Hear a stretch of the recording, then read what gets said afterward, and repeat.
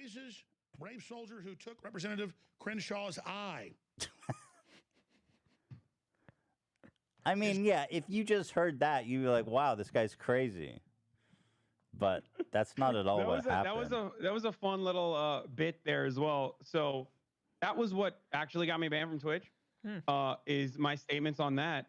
When I was talking about brave mujahideen, that was a direct reference to Ronald Reagan and exactly what I was talking about, which is the mujahideens that we armed, and some of them turned into, some of them went into the Taliban, some of them went into Al-Qaeda, and like, that's a direct reference to Ronald Reagan era policy that was at the heart of my criticism to begin with.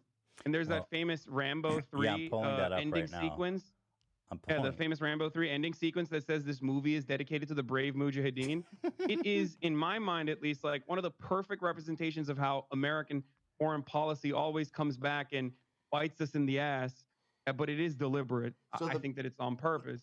And that's precisely why, for example, Representative Dan Crenshaw cried about all of this stuff on national television, on like some of the most watched news programs on the planet, while simultaneously vetoing efforts or simultaneously voting no on literally arming Saudi Arabia. Like, so some of those arms have directly went back to the hands of Al-Qaeda. Why would we by way of Saudi Arabia? Yeah, so why the fuck would you say no to that? Yeah. Yeah, I don't understand. That's a question I wanted to ask him. That's one thing I don't understand is how is it a partisan issue to sell arms to Saudi Arabia of all fucking places? I mean, weren't the majority of people who did the 9/11 hijackers? Yes, they were Saudi Arabian. And they have connections to the royal family as well. Yeah. I mean, what are we talking about here? Shouldn't that be and like they're the currently conservative... engaging in genocide in Yemen, which even PewDiePie raised funds for recently, I think, right? Well, didn't he raise funds for like the current genocide, ongoing genocide in Yemen? He may have. He does terrible stuff. I didn't know about that. So how is perpetrated by Saudi Arabia with our weapons? Maybe you can tell me. Obviously, they have some justification. You know, they whatever they're doing makes sense to them. So I'm trying to give them the benefit of the doubt. How is it that they justify arming Saudi Arabia? How is it that they think that's in our national interest? Oh, Donald Trump already openly stated it. He said, "Do you have $10 billion?" If you remember, when Mohammed bin Salman was what about a being guy like Dan promoted, Crenshaw? How does he justify? Well, they don't need to. There are allies. There are most important allies. It doesn't matter if they're, because ultimately they're just like killing other Muslims, so it doesn't really matter. And they're incredibly important for our geopolitical interests in the region. And despite the fact that a lot of what we recognize as like radical Islamic terror or whatever is directly influenced by Wahhabi extremism, which we propped up as Western nations, both the UK and the United States of America, propped up in the region, are all backed by Saudi interests. So all those like radical sects are being trained and given weapons to indirectly by the United States and directly by Saudi Arabia in most circumstances. But it's a never-ending cycle of violence that benefits the military-industrial complex. So it's good ultimately, and also they have oil. They have oil. But anyway, the meme that you were saying, the brave soldiers, is this incredible? It's hard. It's actually incredible that this was the ending sequence of Rambo 3. It says this film is dedicated to the brave Mujahideen fighters, and these guys were the guys. Tell me about the legacy of the Mujahideen fighters. You're not saying it right. They are. I'm trying my best. They're fighter troops in the region. And they were fighting against the USSR at the time, and that's why we armed them, because we needed them to fight against the USSR in the region in the Cold War era. Yeah. And then some of them became more. Some of them decided, well, America is bombing the shit out of us too. Well, fuck them. And the simplest way to describe it is that they, much like ISIS and every single other militant faction, formed more radical and anti-Western militant factions with American training and American arms, and then started fighting America. So it's kind of a a beautiful irony, isn't it? So that's why that's what you meant when you said the brave fighters. Yeah, and it would be ironic if it. I mean, after like the 7th oopsie, you got to recognize that it's probably just being done deliberately so that you can justify further engagement in the region and further destabilization in the region, because it keeps happening. We keep arming a certain sect or a certain militant group, and this happens in Latin American countries as well. We arm a certain group. That group becomes even more violent. There's even more destabilization, especially after like bombing campaigns or sanctions that kill hundreds of thousands of people, like in Iraq.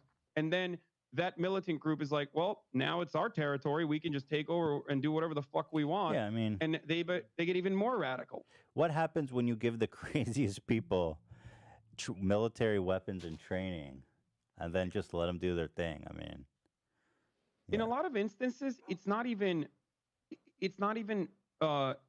directly a consequence of their like ideology or Islam or whatever. It's literally that they just have no other options. If you grew up in Iraq and your entire country is bombed in the shit, your infrastructure is eviscerated, you have no future opportunities, you have no options, and your family members have been killed, then they feel like, well, this guy who is a little bit crazy, definitely real crazy,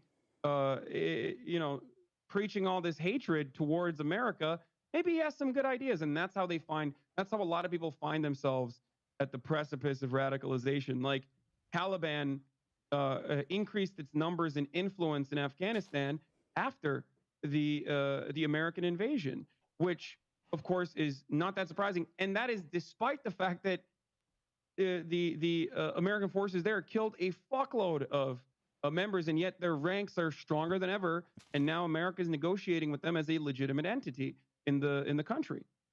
Like they are a powerful and legitimate force now, almost directly as a consequence of American imperialism and destabilization in the region. How many Iraqis died in that George Bush war? I'm not sure about the exact number. That's always in contention, but paired up with like Bill Clinton era onward sanctions, like the immediate sanctions were I think 500,000, but I'm not entirely sure. They say to the tune of millions. That's crazy. In Iraq. Yeah, like you don't understand that. Yeah. Like millions of people died from that. Of course, they're gonna be pissed off. I mean, what the fuck? That's crazy. But are we talking about like just generally from the conflict? Or are we talking about as a direct result of American military action? So there's direct American military action that kills people, and then there's drone striking and things like that also kill people. Some of those casualties are regarded as like enemy combatants and hostile. There's a distinction to be made between civilian casualties and enemy, like hostile enemy kills in combat. But then there's also sanctions. So cutting off aid or ensuring that the country can no longer participate in the global economy. These are really harmful as well. One thing that, for example, Trump did to Iran with the sanctions was during this coronavirus pandemic, Iran didn't have access to medicine that they desperately needed, and they could not get it. So anyone that dies technically is dying as a consequence of American sanctions in that circumstance. Same with Iraq. And the death toll is always in dispute, and it will always be in dispute because of the distinctions that I just mentioned. So Dan, how many people died as a direct result of military action? Dan? I'm curious.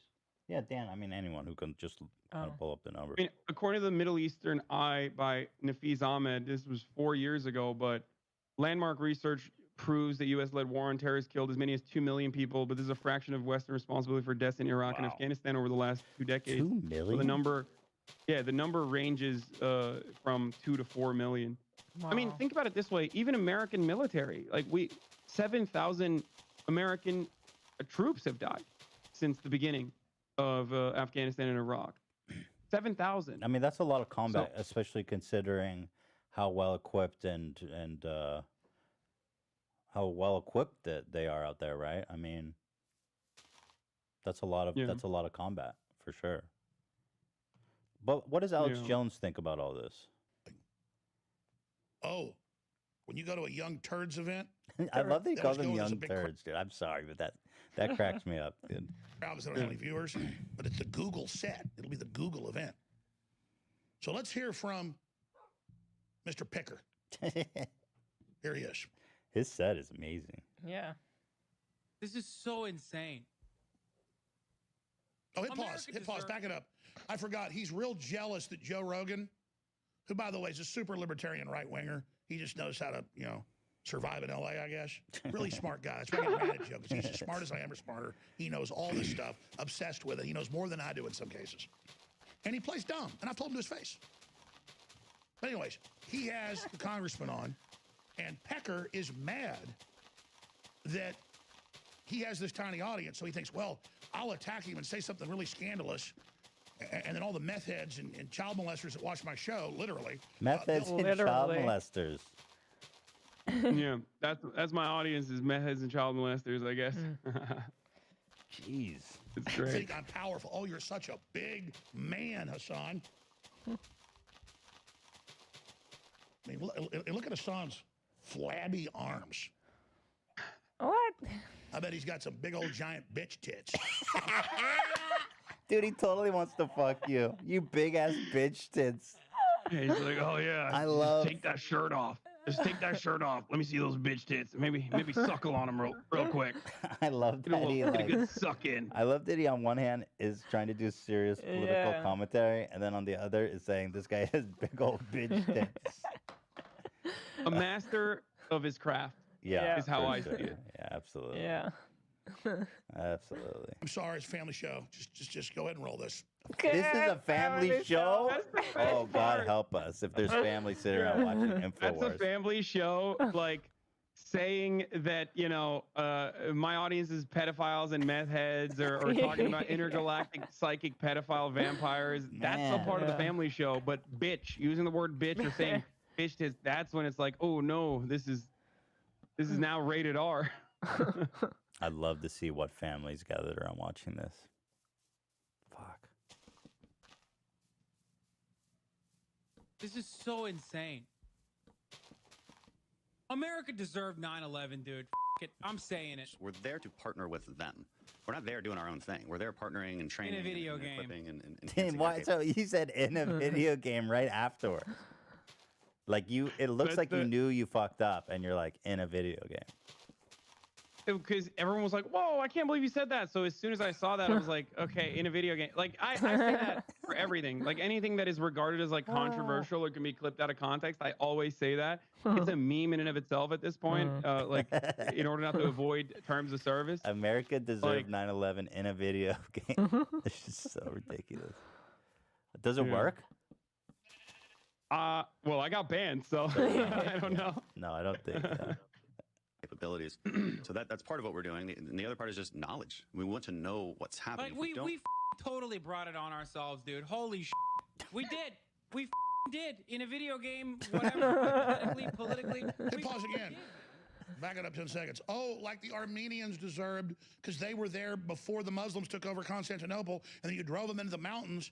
But because they were Christian, they became still super wealthy because they were such good people. Isn't it interesting how he's all interested in like genocide and minorities?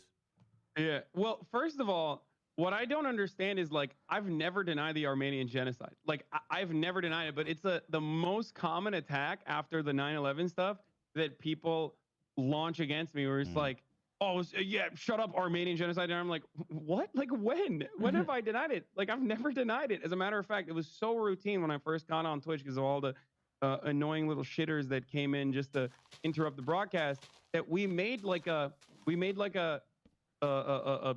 ticker to figure out how many times in one broadcast where people would ask, and there's an automatic video that that people would be redirected to click on where it says like the Armenian genocide happened. Me just saying that so that they would understand that I don't deny it. Very strange overall, though. I mean, it doesn't really matter. They don't really care. No. They don't care about the genocide, and they don't care that I have never denied it, but whatever. Yeah. It's interesting that just the very fact that you're Turkish somehow, it somehow discredits anything you could ever possibly say. It's like if you talk to every single German person and you were like, any person of like German descent or any person who's like German, Yeah. you're like, oh, of course you're a Holocaust denier. Like that would be insane. That would be insane if you were to just say every single German American is denying the Holocaust. Yeah. That would Yeah, be psychotic. No, I agree. That would just come off weird and wild. But somehow, I guess maybe the difference is that like the Turkish government, or I mean, correct me if I'm wrong. I might be speaking out of turn, but in general, I think like the Turkish government does not acknowledge that happened, right? So maybe that's why it's Yeah, different. they do not. Yeah. They don't, and they always redirect to America's genocide. They're like, why should we recognize anything when America never recognizes like the genocide of the indigenous population and stuff like that? Like it's constantly redirected. There's a political reason for why they don't do it, because then they have to recognize like the mistreatment and even in some instances genocide of Kurdish people, like ethnic cleansing of Kurds and things like that. So they're worried about a slippery slope. In my opinion, it's ridiculous. They should, and they have offered restitution secretly and quietly. Instead, just recognize it, but they will never do it. And by the way, Turkish people get mad at me even in some instances when like I openly talk about it, where they say like I'm compromised, I guess. But so that does seem it's definitely not a part of our education. Like they certainly talk about So I how guess it's not real and how the Western media lies about it. Yeah, that's pretty sticky for sure. That's tough. So yeah, that discredits everything you ever have to say. Yeah. And so you're named after the group that murdered them. And you've got a club and you say you're coming for us. Are you he just admitted he's a fascist. He literally just said you've got a club and you said you're coming for us. Yeah. Alex Jones is a fascist. He just said it. Maybe it's not that big of a revelation. Psychopathic worm. We f***ing did, man. We did. Holy Dude, his eye patch is so epic. How does that thing even work, man? I agree. I totally agree. I think it's like one of those. Looks like a video. Maybe game. the reason why I was more careless about his disability when I was talking about it, because like that's another point of contention, is like I said some fucked up words that I'm not going to repeat now, because like that's actually what got me banned.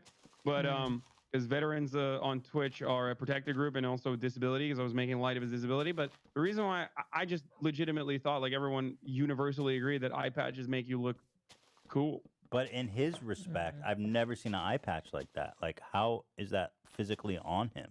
I mean, he looks like a fucking video game character. It's badass, bro. Yeah. Almost makes me want to lose an eye. As much as I think Dan Kershaw is terrible, I can't deny that is a fucking badass eye patch, dude. There you go. Yeah. Common ground. You see? It's beautiful. Yeah. holy He's so intellectual. look at the way that this dip is running his mouth. He just called you. You just said you have fat bitch, man bitch tits, and he's making fun of you cursing. Justifying genocide right now. Like how is this? How is anything I'm saying controversial? Oh, so there you have it, Alex Jones. So that part is censored on Twitch, because that was made for me to watch, but that part was censored by a fan made edit.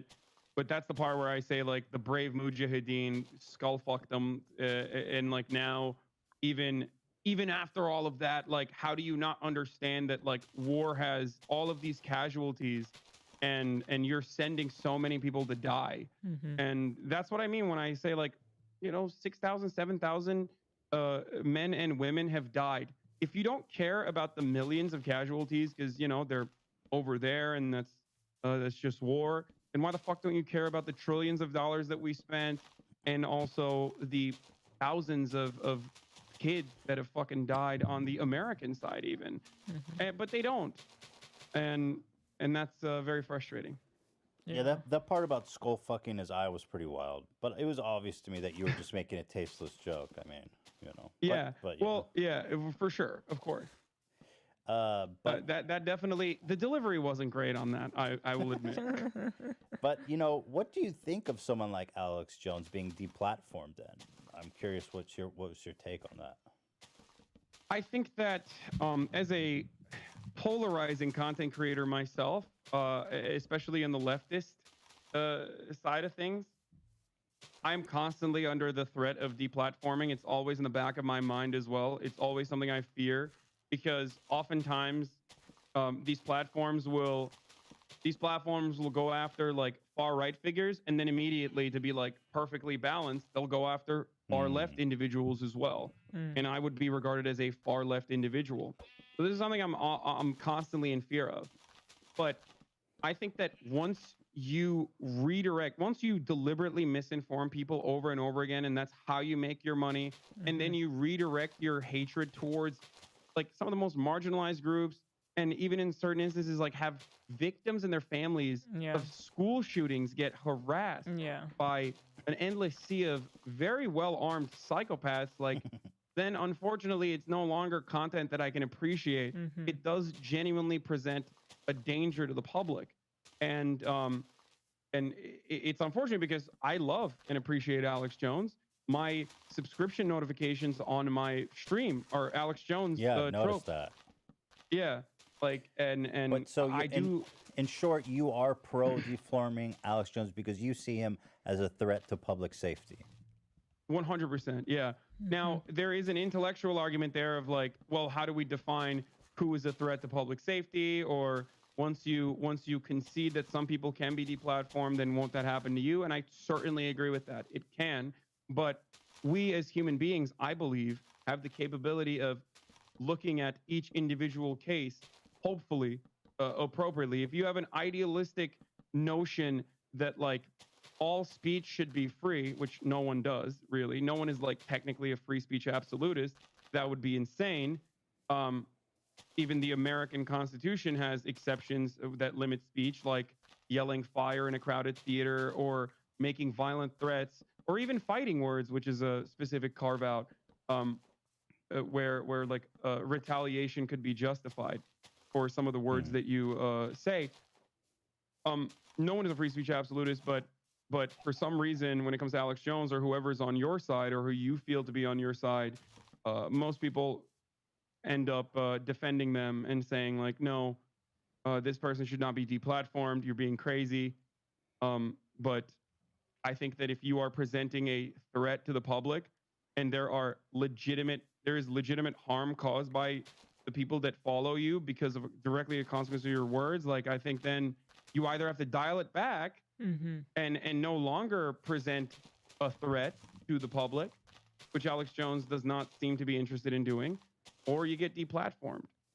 Did you find it? I guess maybe a lot of people found it creepy how they kind of colluded, right? Like YouTube and Twitter and Facebook all dropped him at the same exact time. I didn't think that was creepy. I think that just shows that there was actually a lot of thought put into it. Well, to them, they see it as these big companies colluding, meeting in a shadowy room, and deciding to squash somebody. Fine. I mean, if you think that the world is a comic book, you know. Well, they do. I mean, look at QAnon. They do think the world is a comic book. Yeah, there is definitely maybe there's too many a simpler explanation. Comic book movies. It's getting into don't touch people's that, head. If you really want to get canceled. There is definitely a simpler explanation for this, as is the case for most grand conspiracy theories that people come up with. And the simple explanation is these platforms are very risk averse. Yeah. Once one platform decides to engage in this kind of censorship or deplatforming, all other ones are like, oh, thank God. Okay, we can do it as well. And that's why they coordinated together in that way. Yeah. I'm not even sure they coordinated. I think it may have, and I could be totally wrong. And maybe it's known what actually happened. I don't know. But I think what happened is probably someone decided, I think it was Facebook that decided to cancel him first. And then everybody was like, saw what was happening and then followed suit. Yeah.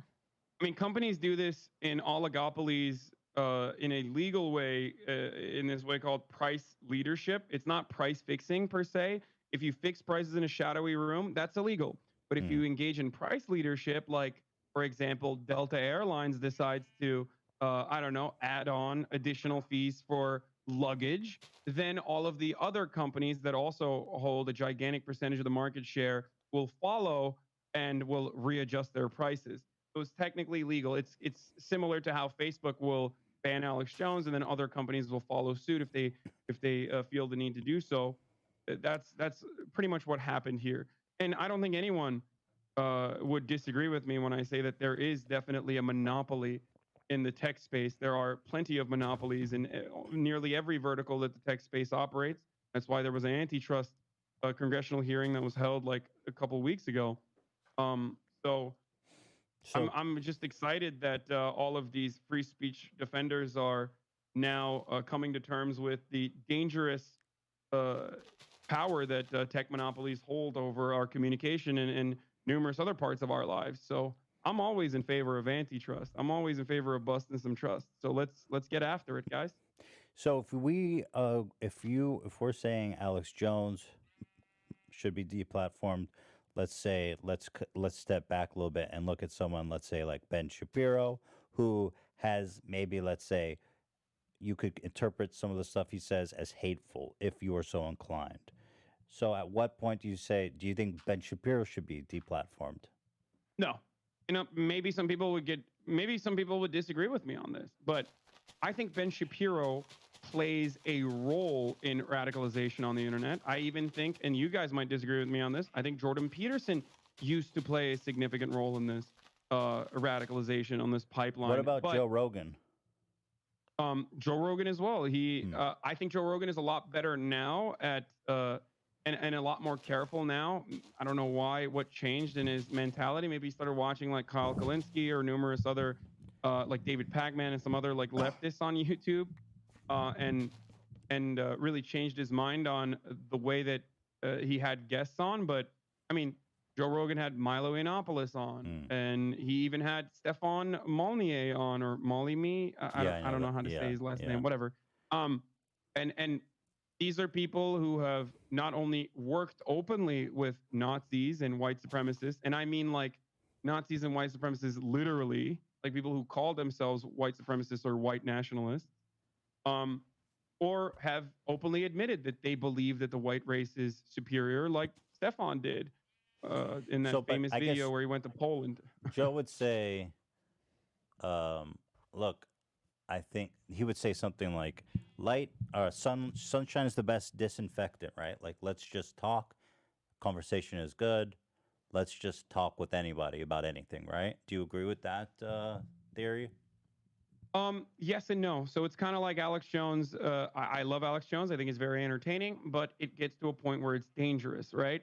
And the same conversation exists within the Joe Rogan sphere, where do I think that we should shut off communication from every like person that's ever associated with a Nazi? No, of course not.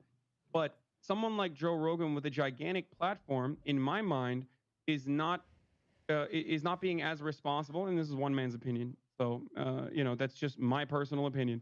But I think someone like Joe Rogan, when he has someone like Stefan Molyneux on, or even Gavin McInnes on, and doesn't really push back. And I say this as a fan of Joe Rogan who's been watching him for years. I've met him. I've had conversations with him in the past when he used to be a Young Turks fan. He probably doesn't remember, but it doesn't matter. It was very important for me. He'll have his fucking mug in my apartment from like 6 years ago. I was a huge Joe Rogan fanboy and still watch him regularly. But I think that when you're talking to people who are deliberately trying to misinform people and radicalize them towards the alt-right, or towards like really just awful, irrational, horrific white supremacist, white nationalist ideas, then you got to be a little bit more responsible and have the facts and talking points ready. You have to know what their talking points are so you can accurately and adequately address them. Otherwise, and Joe Rogan is great when he's interviewing people. Otherwise, you're just having a polite conversation with them, and then you're just normalizing their opinions, or you're even promoting them. And that's the difference between platforming versus like, a more contentious interview. What you've done so far, with your playing devil's advocate, even like that is a more adequate way of dealing with that than just having someone like Stefan Molyneux on and just being like, yeah, that's cool. Yeah, Mm-hmm. you know. Yeah, Jamie, pull that deep video up. Like, yeah, yeah. Is there anyone you can think of that should be deplatformed? That currently you're like, man, I cannot believe this dude is allowed to continue on. not really. I mean, I guess like the thing that I cannot comprehend is Keemstar, where like he has he's done like so much horrible shit, and he does associate with people who are definitely on the side of the Nazis, but then portray themselves as centrists from time to time, and like podcasts and things like that that have already been deplatformed. But like, I don't want Keemstar to be yeeted off the face of the planet, although that does sound appealing personally. I don't want him to just like be fucking completely deplatformed. I just want him to stop being an asshole. Do you see what I'm saying? I don't think he can though. But, and well, part of the reason why he can't is because there is never any there are never any sort of there's never like a reason for him to, because he makes money doing this. Yeah. And he will continue doing it over and over again because he makes money doing it. And there's no pushback. Yeah, it's like there might be some pushback from people who watch him or people who say like, "Oh, fuck you," but he knows how to dance around that. He turns that into content in and of itself. He has the Alex Jones. It's like the Alex Jones syndrome, where he becomes more radical because it's where he finds the most success. Yeah, profitable. And but I do think there's a strong argument that he is I think, a danger to public safety. I don't think to the same degree as Alex Jones, who's like, for example, sending, like, I remember the family of Sandy Hook. They had to like move and shit. I mean, that's crazy. But yeah, he's definitely an interesting case. I mean, there's no question that he's a horrible person. Yeah, I just like, I don't. Is he a horrible person? I don't know. I mean, like, is he a horrible person? I mean, what do you make of think it? so. Yeah, I think so. From I my think he's a personal bad experience person. with him, yes. Yes. I can't. From my personal experience, I cannot point out another person that has the same effects as he does on people, and has had on me personally. Yeah, I try to like. I feel like there's not very many truly bad people in the world. You know what I mean? Like, just like you're a bad person. So I try to, and of course he would deny that. He thinks he's a good person. So I think everyone has the capability of being good, including Keemstar. That is at the center of what I believe. I believe in rehabilitation over incarceration. Yeah. I believe that our draconian opinion on like our draconian understanding of punitive measures is genuinely a significant problem in the criminal justice system, but also even in these like, I guess, quote unquote, witch hunts or internet mob mentality that exists in cancel culture and all these things that we talk about. But ultimately, at a certain point, we got to recognize like this dude is not stopping. Like, how do we get him to stop? Like, I would much rather be able to have a conversation with him privately, knowing full well that it's not going to be like used or weaponized against me in the future. But I can't trust that. But and be like, dude, why are you doing this? Like, there are different ways that you can still keep making the same money and even probably get admired by a lot more people. I wish you would stop. That's what I have to say to Keemstar. Like, I feel just, like I've had please. that conversation with him, and he got super defensive and angry. It was really frustrating. It was after the whatever. It doesn't matter. Well, the fact that we even have this conversation now, and once this gets published, is going to mean that like the crosshairs are back on me. Keemstar was actually played a significant role in the 9/11 stuff too. So whenever he says like cancel culture is bullshit, oh, of course, there is like a direct pipeline from, it was on LSF, someone who fucking hates me, immediately published it on LSF, like literally took a clip, streamed it, like restreamed the clip so that they could have it on their own, so I can't delete it, published it on LSF, which is a very popular subreddit that, you know, features all of these like live stream fails from Twitch and stuff. Keemstar took it, published it. Every single like right wing commentator on Twitter highlighted it and was like, how the fuck is this guy still on the platform? I can't believe that they're like, you know, letting this dude stay on the platform, blah, blah, blah. And then it went all the way to Tucker Carlson's producers. And then after that, it was in the Fox News pipeline. So it just circulated through. But that's how it went. Like I could literally track it, like little pings moving and the story gaining momentum and the outrage building. Yeah. He really has the talent to amplify. Yeah, he does. If someone is having a bad moment, he immediately is on top of that and making it 10 times worse. But that's kind of his talent, right? It's almost hard to hold that against him. But the problem with Keemstar is that there's no filters, there's no self-awareness of thinking like, this is not necessarily so important, and like the damage it's gonna do to this person is way worse than like the actual importance of me amplifying this. He doesn't have that. You know what I mean? Yeah. So the amplification. He is Mr. Cancel Culture, regardless of whatever his personal opinions are or how he presents himself on cancel culture. He is the #1 canceler. Yeah. He literally does cancel culture nonstop. Yeah. And so do Republicans. That's why I am like, I always think it's so silly when liberals are the only people that do cancel culture is like so common on the internet, especially on YouTube, which certainly has more right-wing content creators than left-wing. Yeah, I don't know when that happened, but you're right. So successfully monopolized the marketplace, and this narrative is just something that everyone just universally agrees on now. It feels like that leftists and liberals are the ones engaging in cancel culture, and certainly some are, but to think that Republicans don't do it they say, nearly as much, it's just because if you don't outright say we need to cancel this guy, that doesn't mean that you're not pro cancel culture. It's what Keemstar does every day on his show, is like trying to fucking ruin people's lives. I feel like, genuinely. I mean, look how they've gone after Pokimane. That whole saga has been totally mind-bending to me. Like, you saw Leafy's here. He's made 10 videos on her. And her crime, I guess, is that he doesn't think she is worthy of her success. And she's not beautiful enough. She's not right. She's not beautiful. She's well, not also simultaneously, everyone watches her just for her ass. Right. That's the funny thing is like she's not hot, but everyone only watches her for the way she looks. So what? And, I mean, even if let's just accept that that's true. I mean, so fucking what, dude? So you're bitter that you don't have that competitive advantage. It's not for me. I am capable of saying, Pokemon's content, not for me. I don't get, I don't understand, like what people see.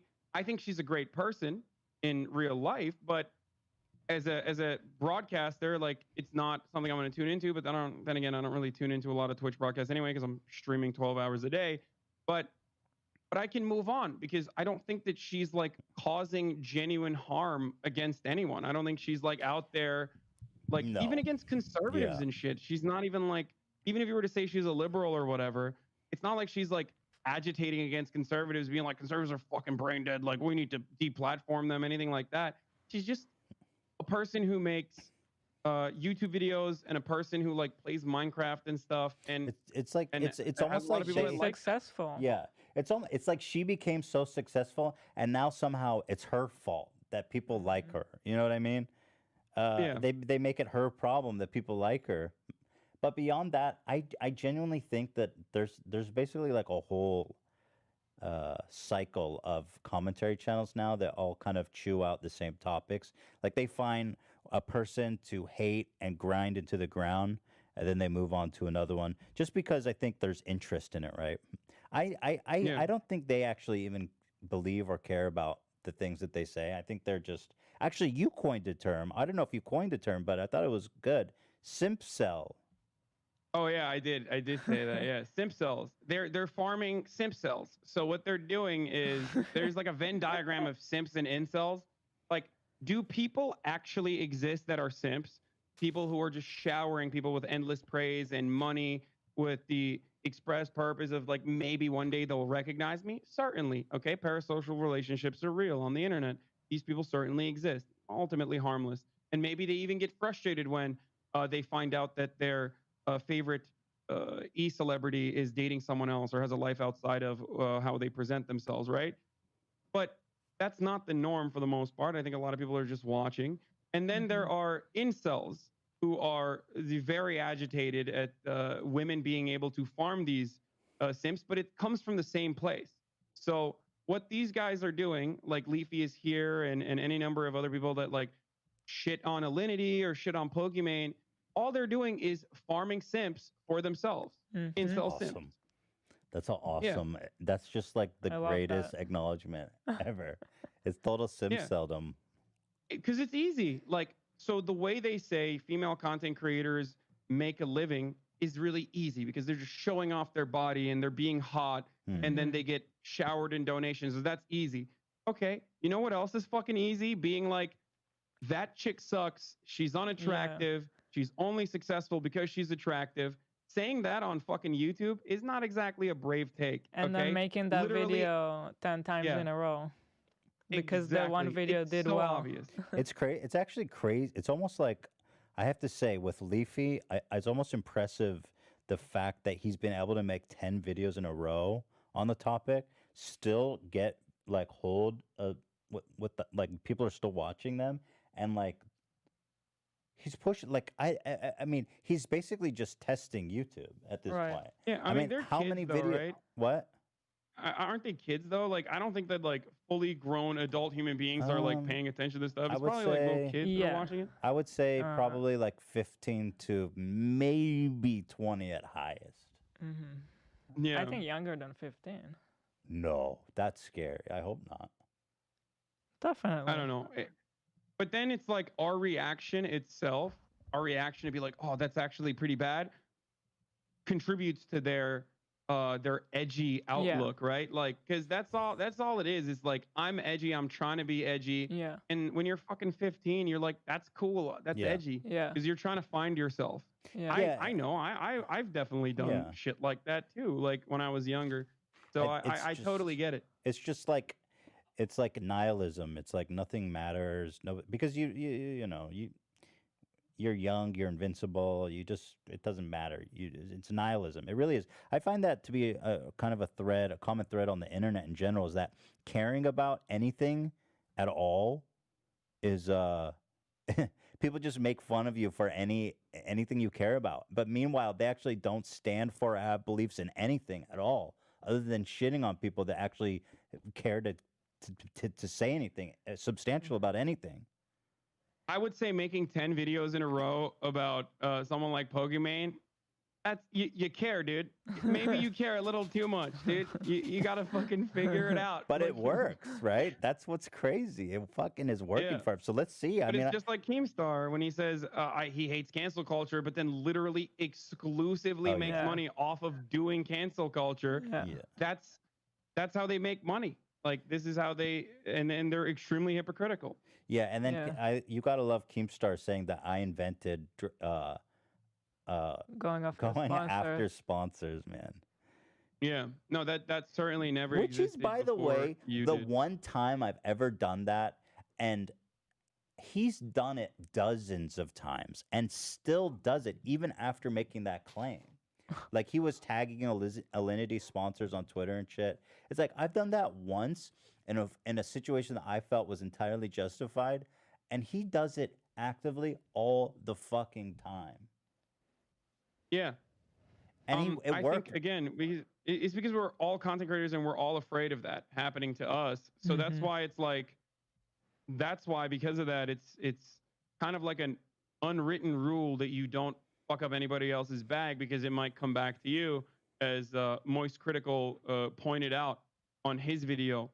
But at the same time, it's like, well, what if you get the fucking sea of hate from people like Keemstar Nonstop, who then also do go after your fucking sponsors, or definitely play a significant role in your deplatforming, or even play a significant role in you losing your sponsors as a consequence of his like endless sea of attention or endless focus, shitting on you and finding your worst moments out of context, whatever. Somebody made. How do you deal with that then? Yeah, so this one guy made a really good point. It was FaZe Rug's brother who Keemstar had on a parade of women accusing him of sexual impropriety, And then he goes, dude, how am I ever supposed to get a sponsor? Or maybe it was actually, sorry, it was KSI's brother, Deji. Yeah, it was Deji. He says, how am I ever supposed to get a sponsor when the first thing that pops up when you type my name is all this horrible shit you say about me? Yeah. No, that's the hilarious way that Keemstar is like very hypocritical on cancel culture and shit, because this is how he makes his money, by shitting on people and eliminating sponsorship opportunities for themselves while simultaneously acting like he is anti-cancel culture or anti going after people's sponsors. It's bullshit. And that's why I'm like, if you truly are fearful of like an innocent person getting their sponsorship removed, then you should absolutely be against Keemstar. Like 100%. You should be like, what the fuck, dude? You do this all the time. That's what you he does. constantly, deliberately misrepresent people's positions and misinform your audience and go after people. And then you're gonna sit here and act like you're the only one who doesn't care about sponsorships getting taken away. Like you don't want that. Well, it's refreshing to have this kind of conversation and just to hear you also seeing all this stuff that we're seeing, because sometimes it just feels like no one will talk about it. Yeah, because people are afraid that they're going to come after them. Just like I'm sure that after seeing this, Keemstar will come after me as he has in the past and say like, you fucking suck. And he has come after me in the past successfully and has gotten me deplatformed, which is why I think it's hilarious when he talks about being deplatformed or cancel culture. Everyone does this. I have people, I have, 15 to 17,000 concurrent live viewers every day at my peak when I'm streaming. And I talk about polarizing political concepts, and I'm willing to engage people in discussion all the time. In my chat, you can write whatever the fuck you want. And a lot of people will bait stuff personally to draw to elicit a certain kind of response out of me, just so they can clip it and then post it and try to get me banned. This is something I have to deal with on a daily basis. These people are on the right for the most part. They fucking hate me. They're on the right. They try to get me banned. They mass report all the time. And then they turn around and act like they themselves never engage in cancel culture or hate cancel culture, or that when they're just doing all it. pro free speech, that they just want to have productive conversations and stuff. But that's never the case. That's just never the case. Yeah. I mean, that's been happening to us already all the time with the podcast, which is why I was pretty surprised by everyone's reaction after Ethan going after a sponsor. It's like, we've been dealing with this all the time. People are trying to cancel you every day. Pretty much since just give them a soundbite that's gonna be a little bit like extreme, and that's it. They spam it to all the sponsors. They spam it to everyone. I gotta say, like, I don't necessarily blame the sponsors, because they're not gonna spend the time to familiarize themselves. But like, the people that send the sponsors this stuff are not even customers, and it's so easy to tell that these people don't give a fuck about the product, and they will never care or support that brand anyway. Like, they're risk averse. They're risk averse. They have That's no what sponsors reason. Are. They have no reason to stick their neck out. No. And also, like, it's branding, right? So they present themselves in a completely unrealistic way as a brand. So in that unrealistic way, you don't ever want to associate yourself with someone who has fucked up, because fuck-ups do not exist in the branding world, right? So that's also the other part of this equation. The other part of this problem is like some people do genuinely fuck up from time to time. And I think everyone should be a little bit more understanding. But if you are literally routinely doing this and making money off of it, like, please stop. Yeah. Please, just don't. Please stop doing it. That's what I have to say. I know your time is limited. I want to ask you about one other issue before I let you go. Okay. Taylor Greene just won a House seat in Georgia, who is a openly pro QAnon conspiracy theorist. Oh yeah. Okay. I was like, yeah. I mean, this shit is like, I mean, are you worried about this stuff? Here, let me pull up this article. I don't know how to say her first name. Marjorie. Marjorie. Marjorie Taylor Greene. Yes. So she. My God. She. Here, I'll pull up a video of her just so you guys can see briefly what I'm dealing with. Okay. This is her. Now, she's an elected representative to the House. I don't know how much you guys know about Q. It's an anonymous person. All right. So Q is a patriot. We know She's that a for Facebook sure. mom talking about Q and 4chan. I mean, what? We do not know who Q is, okay? So now the question is, I'm going to talk about this, and I'm going to tell you, I don't know who Q is. This is 30 minutes long. But I'm so just I'm going not to gonna tell watch you the whole about thing, it but because this I is think it's something worth listening to and paying attention to. Okay, and the reason why is because many of the things that he has given clues about and talked about on 4chan Can you imagine this woman on 4chan? As a Facebook mom surfing I 4chan. don't understand. 4chan. There's a couple of things that happened. One of them was when Q signs off, he puts 3 little crosses in a row, 3 little crosses, and that's how he signed off. Genius. Now, he signed off with 3 crosses in a row on November 6th, and within a matter of minutes, President Trump, in his tweet right after that on November 6th, he put, it was 7 minutes later, Trump put 3 little crosses on his tweet. And it was not, it was just more than a coincidence. It was That's really crazy. interesting. Wow. I wonder how could this Q know, like, actually influence Donald Trump's tweets or know what he's going to tweet? That's epic. She's out of her mind, which of course is expected because I think the Republican Party has like gone further and further radicalized in the past like 20, 30 years, especially. You had the Tea Party people, and now Tea They seem Party is sane by norm, is the comparison. norm.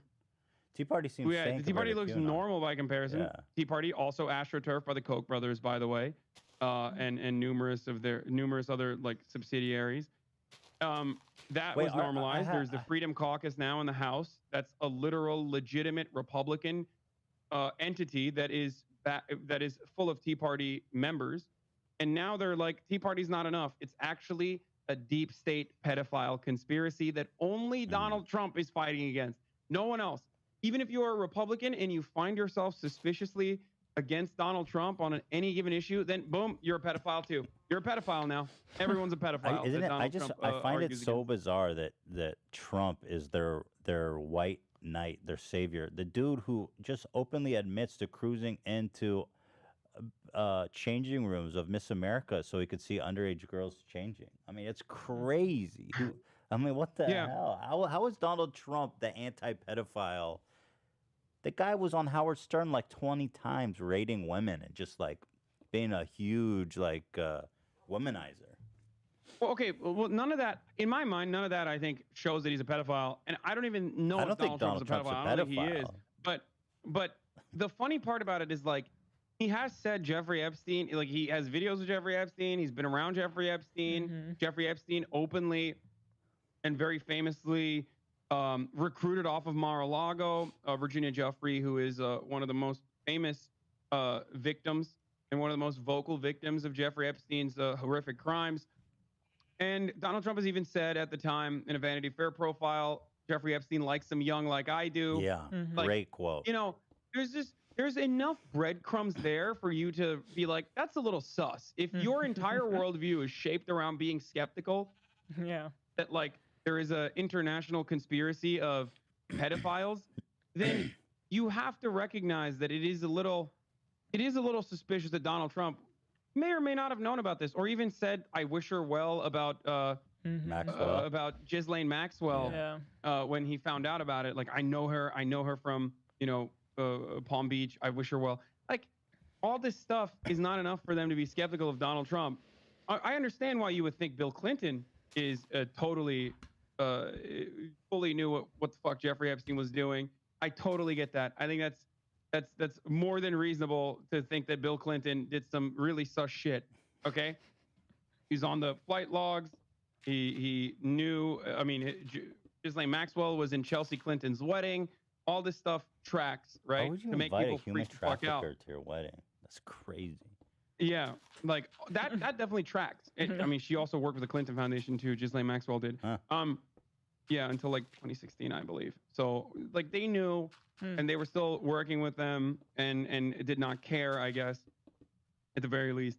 But how do you not also assume like Donald Trump is partially kind of in well, they say in suspicious ground, let's say, to say the least. And these guys definitely don't even need any evidence to declare someone a pedophile. So well, how the fuck do you look at all this evidence and say, I don't know, not Donald Trump? I'm always captivated by how the rationalization is. I mean, Trump said, I'm going to read this quote because it's great. He says, I've known Jeff for 15 years. Terrific guy. He's a lot of fun to be with. It's even said he likes beautiful women as much as I do. And many of them are on the younger side. No doubt about it. Jeffrey enjoys his social life. I mean, what the fuck kind of statement is even that to make on record? Yeah. Like, holy shit. Yeah. This guy definitely did not ever plan to be president. That's for sure. For sure. But I think they justify it by saying, well, he disassociated once it all came out. Yeah, no, he's a white hack. He's a white hat pedophile. like a white hat hacker. He's one of the good ones. He intercepted and did a little bit of pedophilia so that he could uncover the pedophile ring. That's what tracks. That's what makes sense of the minds of QAnon people, I guess. I don't know. It's crazy. Do international sex trafficking rings exist? Certainly. 800,000 kids get kids go missing a year or something crazy like that. Like, it's an insane number worldwide. Okay. There's definitely sex trafficking. I believe there is more slavery now on the planet than there was at the peak of like chattel slavery. It's different circumstances, different conditions, but slavery still very much exists. Kidnapping, human trafficking very much exists.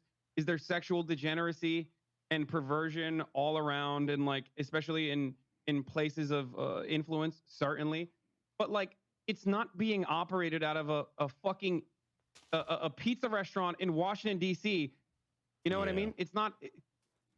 Well, when or that it's guy not being went there trafficked through Wayfair, like a drop shipping website where you could accidentally fucking purchase a child. I guess, like, that's silly. That's incredibly silly. Although and I have to say, the fact that there's a possibility that the Clintons knew what he was up to and still associated with him is kind of scary, because he was the fucking president. And it is very scary. And Hillary Clinton obviously was a Secretary of State, super connected. That is kind of conspiratorial, isn't it? Yeah, no, here's how I describe conspiracy theories, and I talk about this a lot because I'm fascinated with conspiracy theories. Love Alex Jones. And Jeffrey Epstein is one of them where I at the very least entertain and definitely think that he probably did not kill himself and was, quote unquote, suicided. Yeah. But in the overwhelming majority of conspiracy theories, there are far too many moving parts to hide such a vast and grand conspiracy. Like flat earthers, they believe that the Earth is flat, and the motivations for it are really insignificant and weird and inconsequential. Like, they would just want to hide the truth from you. But then every single scientist, people who fly planes, just like anyone, and everyone has to be in on the conspiracy. That's millions, hundreds of millions of people who are every single day lying to you. And you might have started off with a grain of truth, or maybe like a shred of skepticism where it's well-deserved when you think about flat earthers, like the Earth feels fucking flat. You have to suspend your belief in so many completely reasonable things that exist in our everyday existence. And the same goes for all these other conspiracies, like 9/11, or the JFK assassination.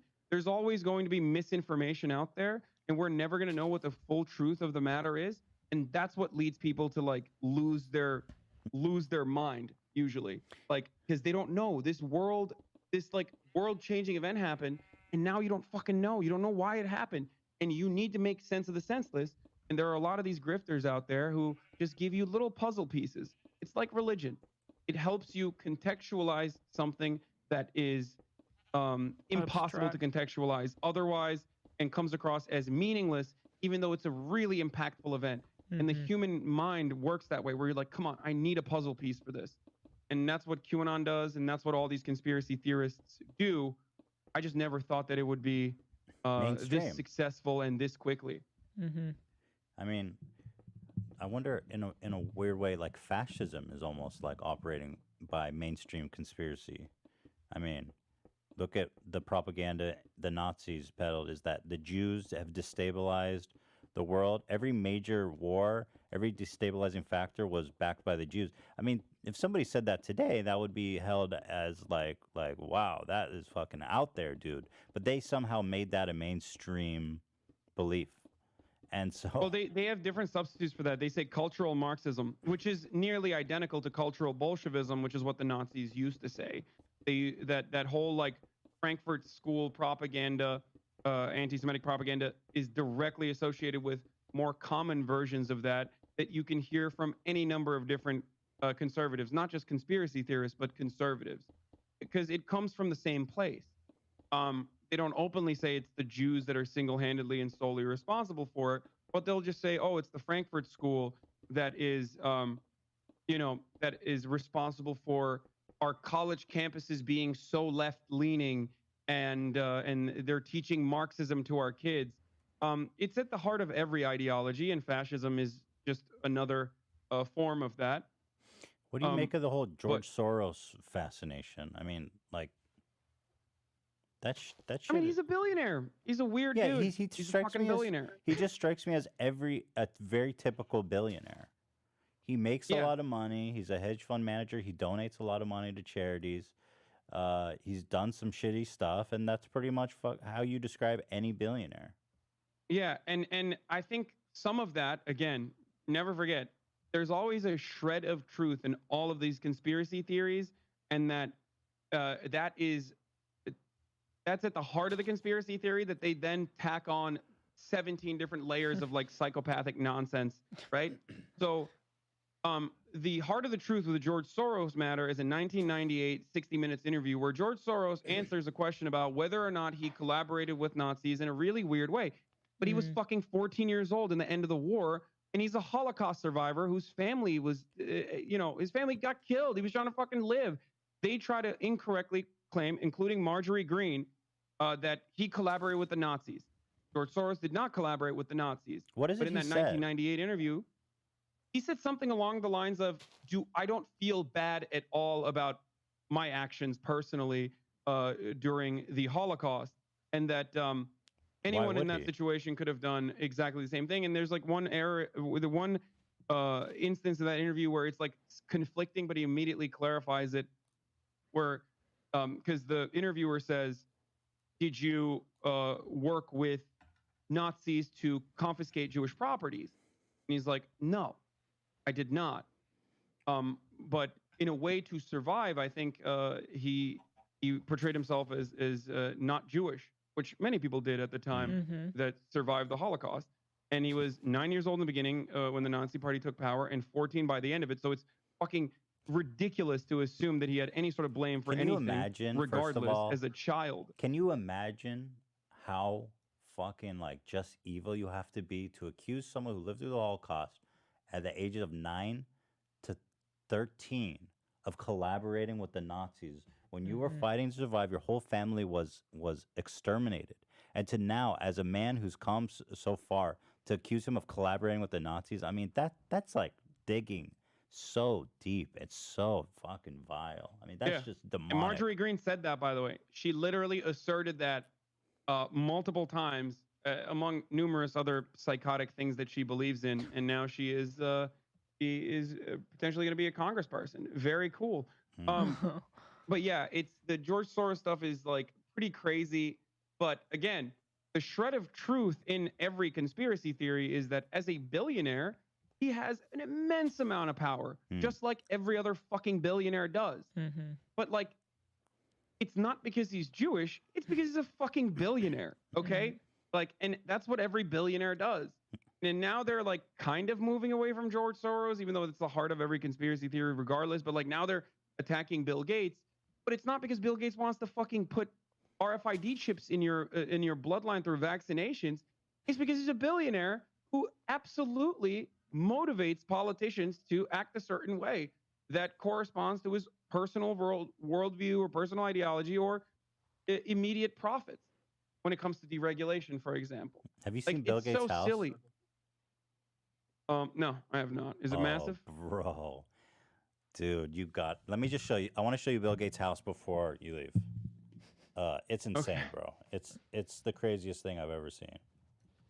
He goes, I remember, well, I saw him in an interview once, and they're asking about like how he spends his money. He goes, I'm for the most part pretty modest. I splurged on a nice house. I'll say that. I got myself a nice house. Oh, Dan, can you show this to? Is it the $154 million one? Yeah, Bill Gates mega house.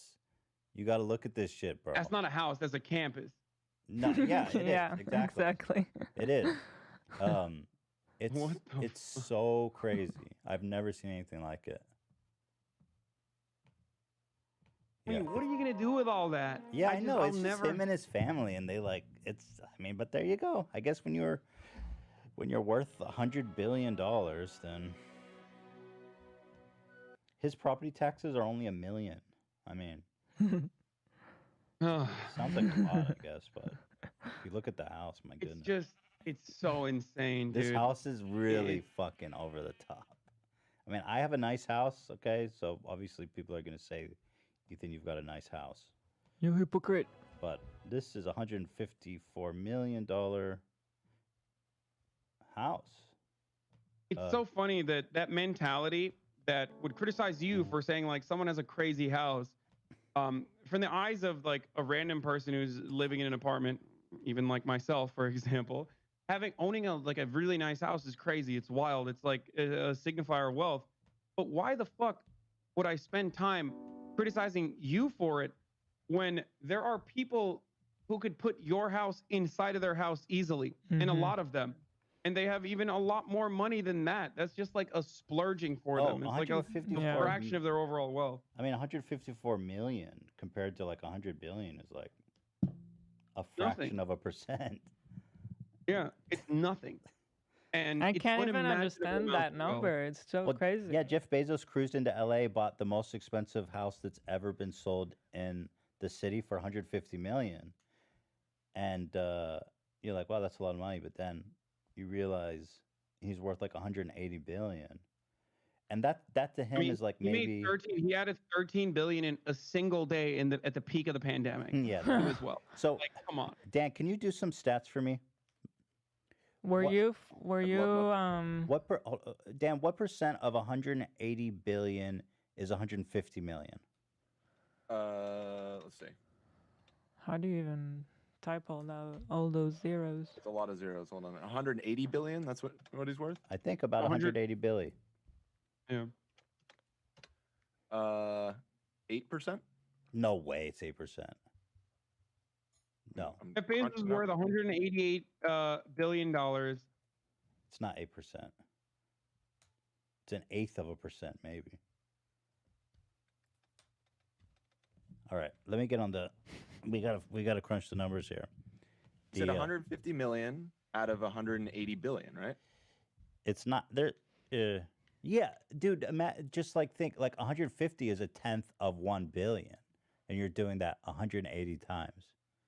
Oh, I'm sorry. It's because my calculator did the scientific notation of, exponent -4. So move the decimal points 4 over. My bad. Okay, so that'd be then, what?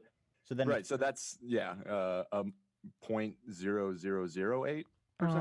Yeah. And then so I wonder. I didn't catch that. It's such a big number that the calculator glitched out. At a certain point, this changes from pocket watching, which is the more common form, into like a disastrous outcome of policy that has allowed this kind of abundant wealth accumulation for people who have so much power. If you don't want to even think about it from the point of view as like, they earned it, they worked that hard. Yeah. It's their money, they can do whatever they want with it. Or even if you don't want to think about it from the point of view of like sheer, like, because it's not liquid, right? It's tied to their properties. It's tied to their market value, right? A lot of Jeff Bezos' wealth is tied to like Amazon stocks and things like that. Even if you don't want to think about it as like liquid capital or liquid cash, pure cash, what you have to comprehend it as is like power. That person has that much power over an entire company, a corporation that he himself built along with many other people on his side, that now has power over millions of people's lives. And the example I use when I'm talking about billionaires is monarchies, right? Back in the day, we had theocratic monarchies. The king deserved to be the king because God told us that he deserved to be the king, and his lineage deserved to be kings as well, right? Why? Because God. Well, you can't go against God. God exists, and he's telling us that this person has to be the king.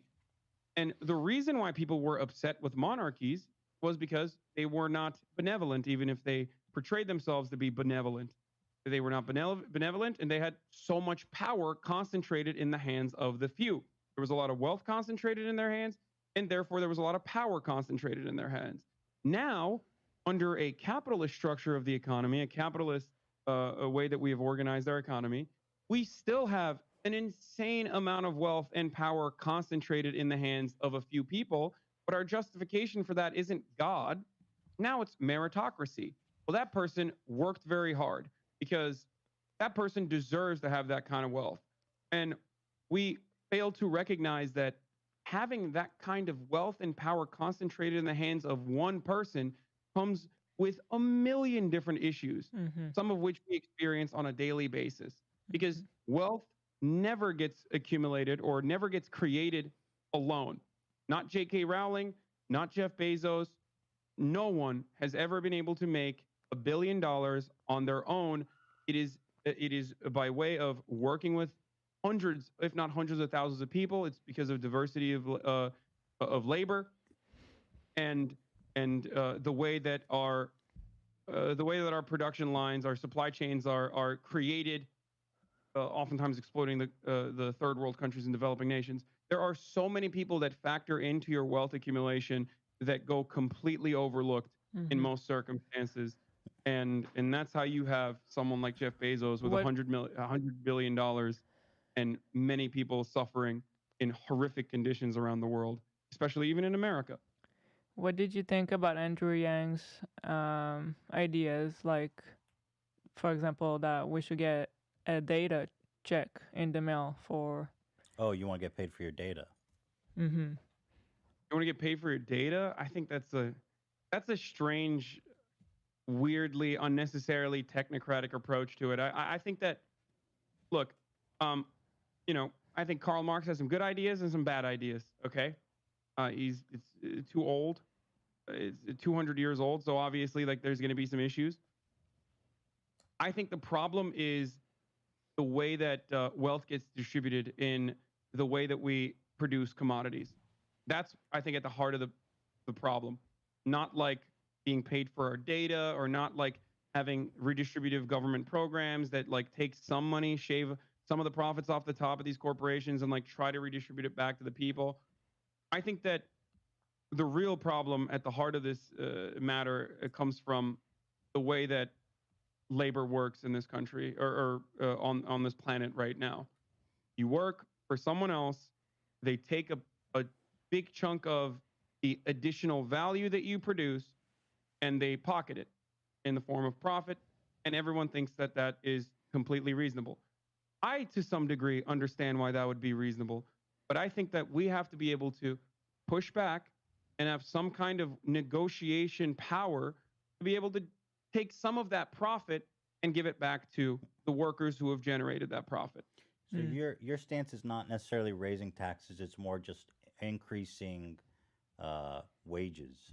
In short. Oh, short-term and long-term goals, yes. Like, my short-term goals are let's change America into Norway. Let's make America Norway tomorrow, and I think that's pretty reasonable. And that means more unions, higher wages, better social net, higher taxes for the most part. Yeah. Actually, what that means, I think, is more taxes on the middle class too. Even there would be a higher percentage of taxes on the middle class as well, but the many benefits that you get from it would make up for it. Like, even Bernie Sanders' signature policy with Medicare for all, this was a conversation that a lot of people brought up, where they were like, well, what the fuck? Middle class might get taxed more. Yeah, but you end up paying nothing when it comes to healthcare. You think it's it nets saving you more money. Oh, of course. It literally does. I mean, this is the only country that people go bankrupt, right, over matters. Yeah, that shit's Yeah. wild as So fuck. Like a right-wing think tank published a study to show how large of a number, how costly Medicare for all would be. This was a Koch-funded study. That number